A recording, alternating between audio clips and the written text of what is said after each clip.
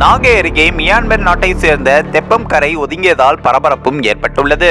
நாகப்பட்டினம் மாவட்டம் வேளாங்கண்ணி அருகே பிரதராமபுரம் கடற்கரையில் மர்மமான முறையில் வெளிநாட்டை சேர்ந்த 20 அடி நீளம் கொண்ட 20 கேன்கள் கட்டப்பட்ட மிதவை தெப்பம் ஒன்று கரை ஒதுங்கியது. இதை பார்த்து மீனவ கிராமத்தினர் கீழையூர் கடலோர காவல் குழும போலீசாருக்கு தகவலும் தெரிவித்தனர். தகவலின் பெயரில் போலீசார் சம்பவ இடத்திற்கு வந்து ஆய்வு செய்தனர்.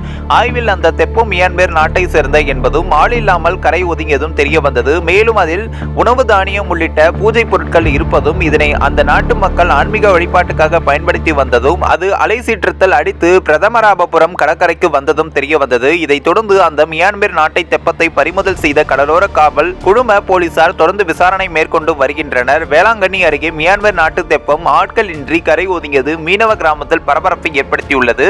மேலும் மியான்மர் நாட்டை சேர்ந்த மீன்பிடி படகு மற்றும் தெப்பங்கள் கரை ஒதுங்குவதால் கடத்தல் கும்பல்கள் வந்து செல்கின்றாரா அல்லது கஞ்சா போன்ற போதைப் பொருட்கள் கடத்தப்படுகிறதா என மீனவ கிராமங்களுக்கு இடையே அச்சத்தையும் ஏற்படுத்தியுள்ளது. இந்த ஒரு வீடியோ குறித்து உங்களுடைய கருத்துக்களை நீங்க மறக்காம கமெண்ட்ஸ்ல சொல்லுங்க. நம்ம ஏஷியா நெட் நியூஸ் மீடியம் தொடர்ந்து ஃபாலோ பண்ணுங்க.